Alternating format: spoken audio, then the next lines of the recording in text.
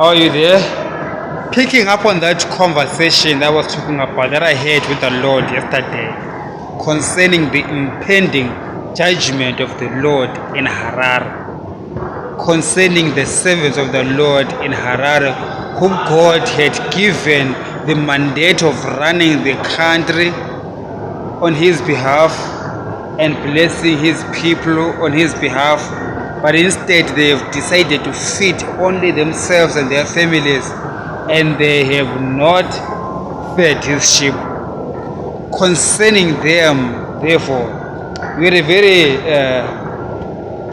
solid conversation yesterday. It was not really let me use the word solid. I wouldn't say it was a happy conversation, because it was a sad conversation. What we spoke about was the Lord was expressing to me the state of affairs concerning the people that are running that country, Zimbabwe. The president.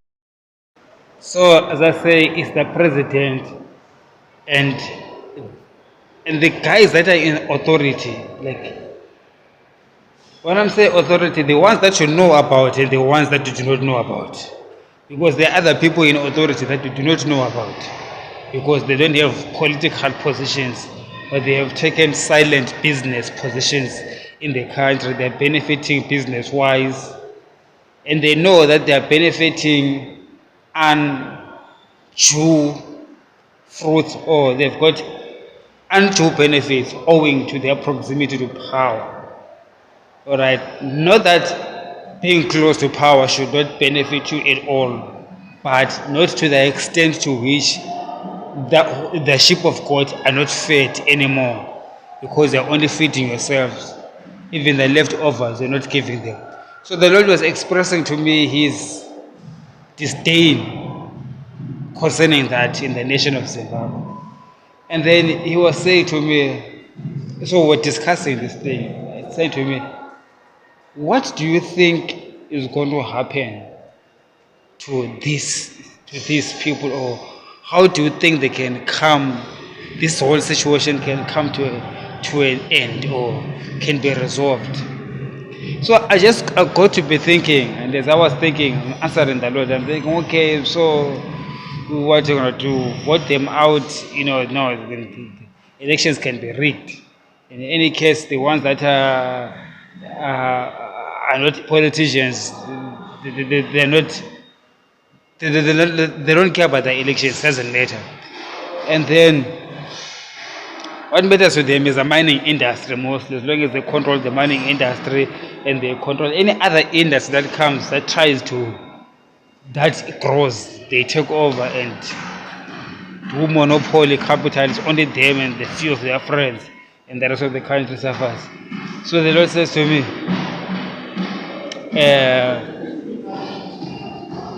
I'm trying to remember what the exact word that he used was. The conversation we had was yesterday.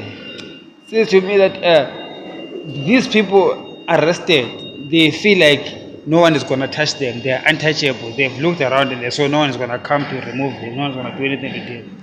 And then he says that they do not know that I, the Lord, can touch them. You understand?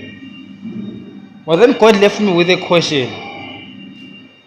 He says, who is going to remove them? And then, whether after that or before that, he spoke to me something to do with a few of them will make it to the airport on that day of the Lord.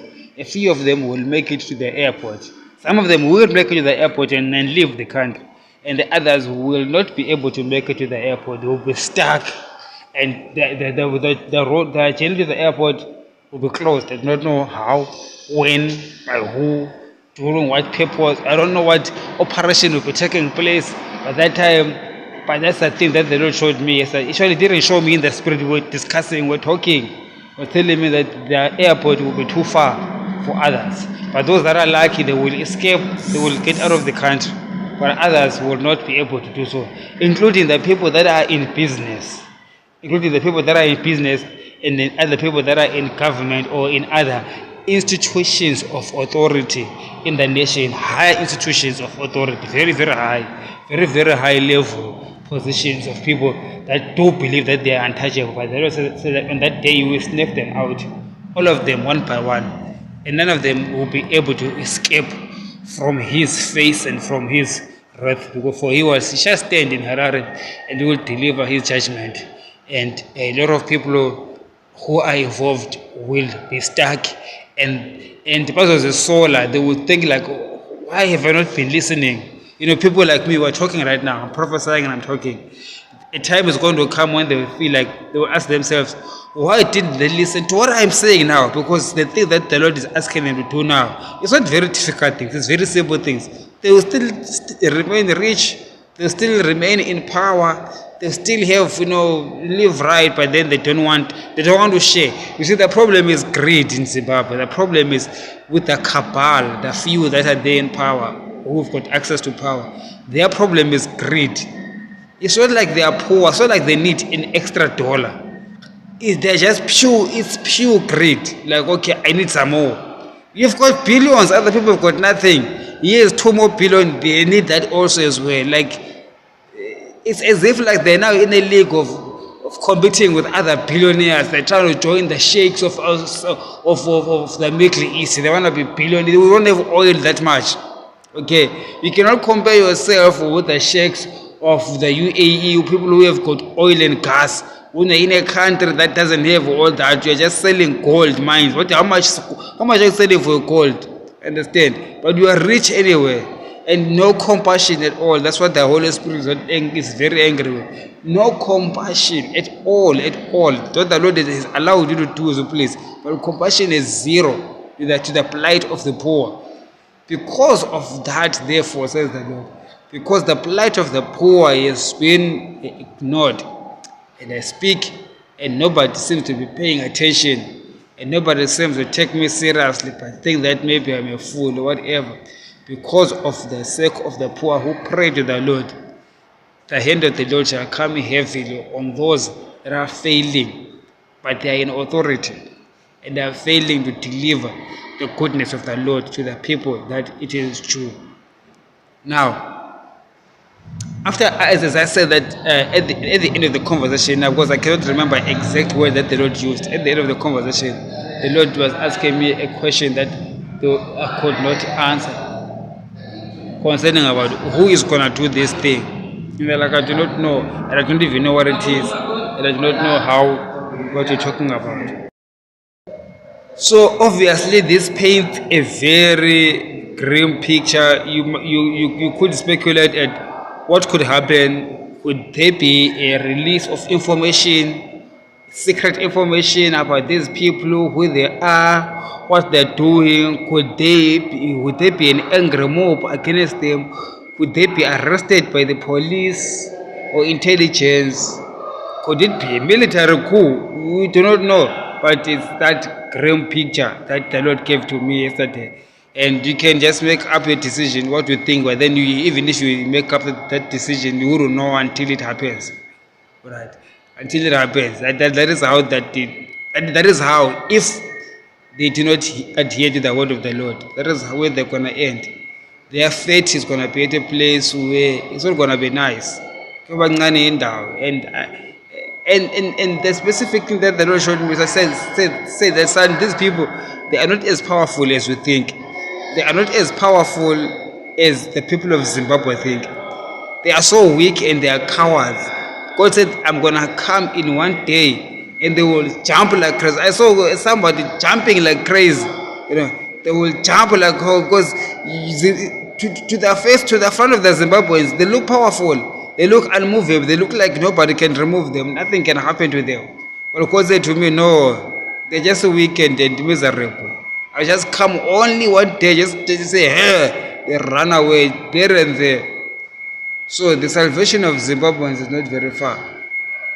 You see, another thing that we discussed later on was the issue of what do they call those people that fight the government? They're called whatever they are called. I forgot the word that I'm actually trying to use.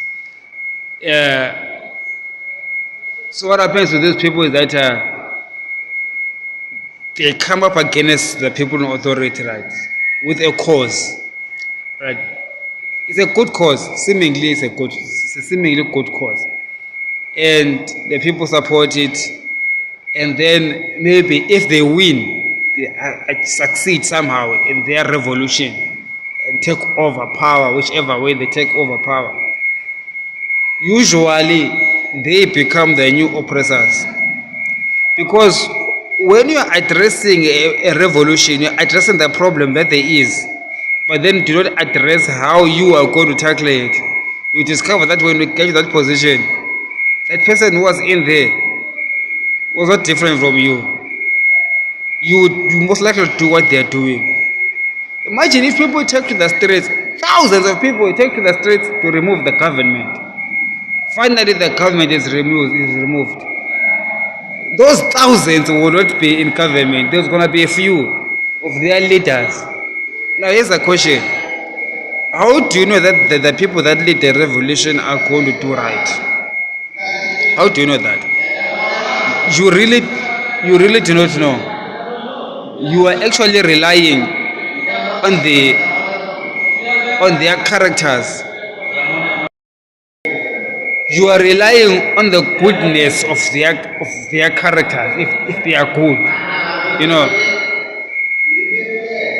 you can look at examples across the world where we've had revolutions where people topple governments and they say we want the government of the people. You discover that the people that lead the people become the new oppressors themselves because there are no safeguards on how to select the people. Then I discover that even the people are as weak as the government. Even the people are as weak as the government. What is really strong is the Lord. What is strong is the hand of the Lord. Unless the Lord is with that leader or the Lord is in control, whoever is going to lead us is also going to do the very same thing that the previous one was doing. So it is important that emphasis is placed on, is it God who's in this thing or it's just us? Look at, for example, let's look at Sudan. South Sudan. They fought against al-Bashir. They won. After that, they started fighting each other and killed each other. Understand? And after killing each other, they came together and they kept on stealing from their very own people. The fact, they were complaining about the government in the north stealing from them. When they got the resources in their hands, they were also the ones that were fighting for the people who were now already stealing from the people as well, oppressing the people as well. You understand? So, even that government in the north, when they actually won their revolution, the military took over and some civilian government took over as well. Still the same thing, oppression of the masses.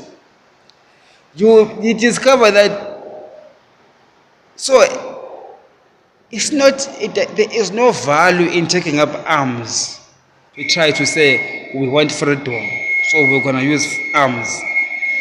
You will just murder people, there will just be killings across the country, only to realize after you win that people are going to start now be oppressed by the new oppressors, who will also claim that they got the power through the gun and nobody must take it away from them. So at the end of the day, democracy does not function unless there is somebody at the top who will have mercy on the people. You know, ideally on this planet, it has to be some other sponsors. Somebody who can sponsor a country, somebody who can stand, who can vouch for a country, someone who is extremely powerful or from outside the country, who will vouch for the country and say, okay, I'm going to stand for this nation. They will live and they will have good governance. Do you know that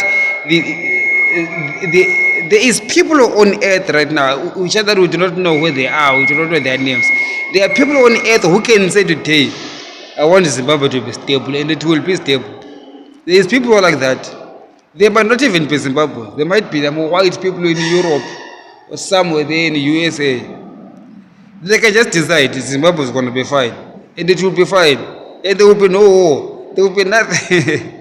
And they can decide to change a government and it will change. And nothing you can do about it. Alright. You can say sovereign, they can change. With their sovereign. Hey, they can change. Why is the spirit speaking like that? So as far as I see it, there is no government that is safe. There is no politician who is safe to say, I want the election or I'm relying on sovereignty. You are only as sovereign as the strength that we have to defend your sovereignty. If you look at our country, we've got a weak military to start with. There's many other militaries which are stronger than us. What is stopping them from invading Zimbabwe? Do you know what? It's nothing except the grace of those that are not attacking us. It's their grace. And by their grace, they can actually decide to have grace on the people of Zimbabwe. And say, you know what? Enough is enough.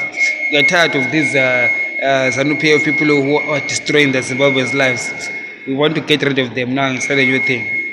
They can just decide it will be whether ZANU-PF wants or doesn't want. That can happen. You see, you don't recognize, you don't look at things from that perspective. People look at the things in the prism of the United Nations. United Nations is resting on nothing. Okay, there's no international institution that is resting on anything. It's just resting on the air. It works because the principles of it desire that it works. The day they decide that they want to do away with the system, the international system, there will be chaos in the whole earth. And the day that they desire to bring order in the earth, there will be order again in the whole earth. So do not take for granted that this order in the earth and the rules-based society that we have, that allows despots, that allows criminals, that allows dictators to survive for years. Do not think that the people that God gave the authority to run this earth cannot remove dictators. They can. You understand? Just like God can actually cause a dictator to stop breathing. But what does it do that? It is His grace, His mercy, the mercy of the Lord leads us to sin and we still survive. But doesn't mean that sin is life. It just means that it's a mercy of God. One day He can take it away from us. So it shall be the same thing as well with the people, it shall be the same with the oppressors. And one country that the Lord is really looking at, that He said I must speak about, is Sudan. God is coming to Sudan. There's something that the Lord is cooking there in Sudan. I'm not so sure what it is yet. But I said when you make a video, mention Sudan. So I'm mentioning Sudan. Something God is coming there to Sudan. Freedom is not very far from these people. You understand? Not just our country, but Sudan as well. Hallelujah. Have a good evening. I think we're going to stop here. We're going to cut here. Thank you, Father. Bless our nation. Bless your people. Bless Africa. May they live and not die. Amen.